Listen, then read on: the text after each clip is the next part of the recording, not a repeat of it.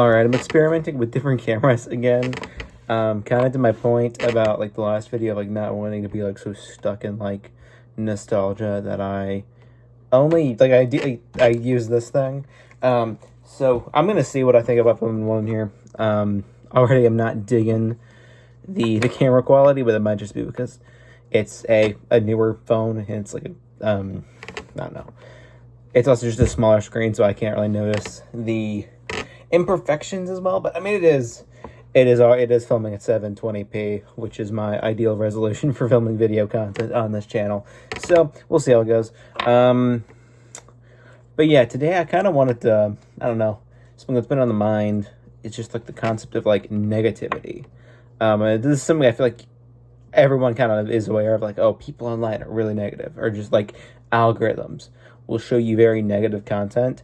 But, like, I challenge you, like, find a YouTube video about something, and see what the first comment it shows you is. Because, like, 9 times out of 10, it's something negative, at least in my opinion, and in my experience. And it's also typically something where, like, even if someone's, like, saying something good, they have to put something else down to bring their thing up. I don't know, it's an interesting phenomena, I think. I'm inclined to believe it because of algorithms, but I have no clue, honestly.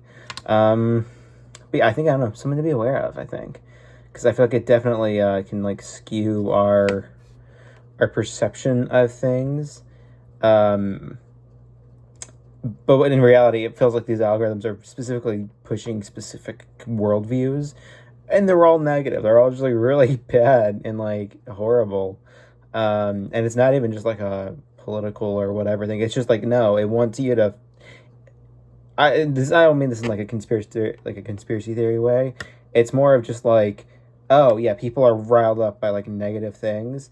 And so these content algorithms that are very determined to show you stuff that engages you is naturally going to show you negative stuff, because that gets people going. It's like, you know, myself included, I've done this before. Like, I mean, that's the whole, like, I think concept of, like, doom scrolling, is it's like, oh, you're gonna sift through this wide ensemble of content just to find the one thing that, like, really pisses you off, or just a dumb take or whatever. And like I said, I do this. I've done this. Like, this is something I think a lot of us can fall into.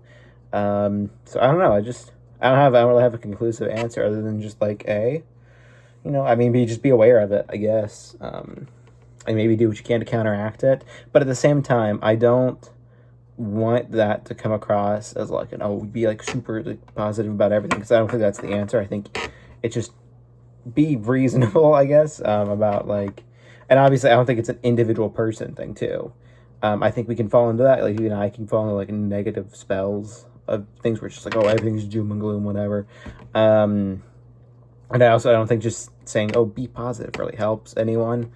And more so, yeah, just be aware of, like, the fact that these algorithms aren't pushing full opinions on you. Typically, it's just one take out of context, and it's just, like, going to be very much so geared towards just riling you up. So you read through those comments, gets people talking. Yeah, I don't know. Like I said, I'm not really educated on the specifics of how this worked. It's more so just, like, my observations and my kind of thoughts on it all. I also think it's pretty fascinating. I would be, or I mean, not fascinating. I'm curious how this would apply to other forms of algorithmic content. Like, how does this apply to, like, music, for example? Like what you get on, like, streaming services or whatever. Because I don't know, like I said, this is a very social media oriented thing, but I'm like, if negativity engages people on social media, I would assume it also engages people elsewhere. I don't know. Maybe people smarter than me are having this discussion on a higher level. But yeah, I don't know. There's my thought for the day, I guess. Yeah, just, if anything, just disengage from algorithms. It's very nice. At this point, I almost won't use a social media platform if it doesn't let me just have a chronological feed, because you get out of that funk a lot easier that way. Blue Sky is really good about it. Tumblr is good. I don't use Tumblr much, but it's good about that. Instagram is not. You can access a chronological feed, but it's lame. It's not lame. It's just hard to get to. It's purposefully out of the way, and it's like kind of something I've talked about. I don't want to have. I want to feel like I'm fighting the platform to make it usable for me. So it just makes me not use stuff like Instagram that much. Even though I check stuff like Blue Sky once every few days. There's another life hack for you. Don't check it every day, or like if you do, just check it once.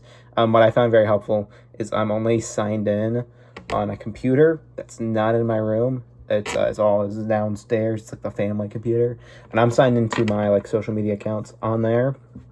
And occasionally I'll download Instagram on my phone because I'm not perfect.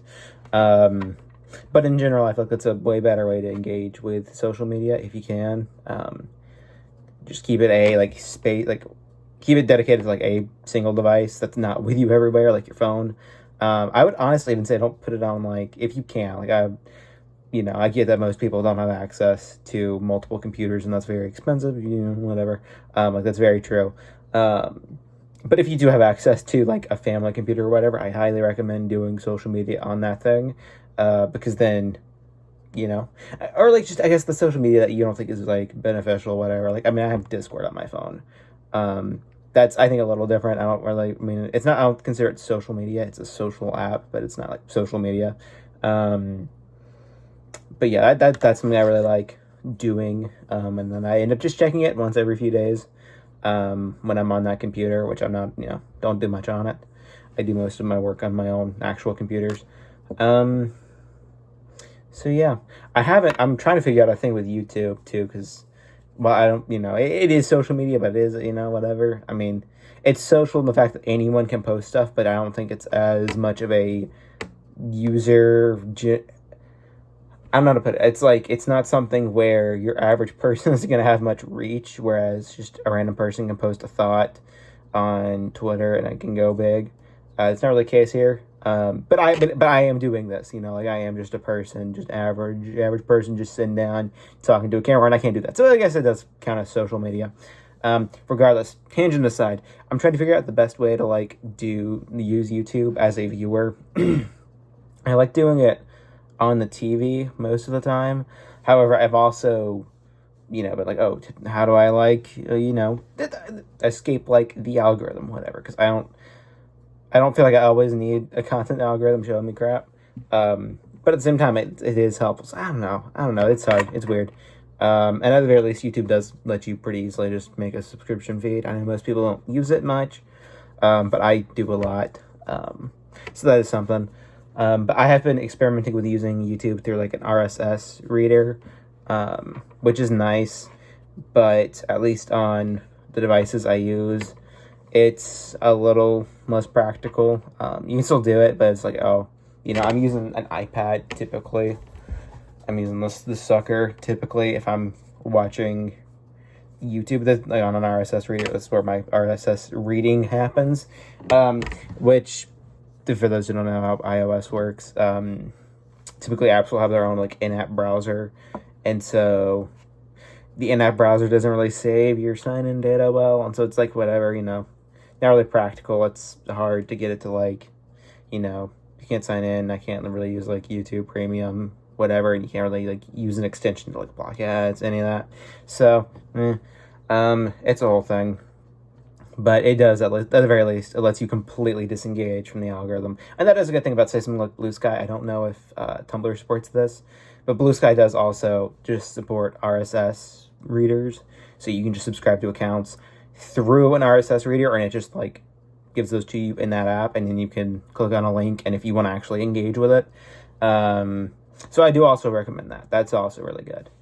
So yeah, I don't know. I'll leave the video here, I think. I kind of rambled a little bit about just social media, algorithms, whatnot. I could talk a lot more. I just don't think I will. So yeah, I'll leave the video here.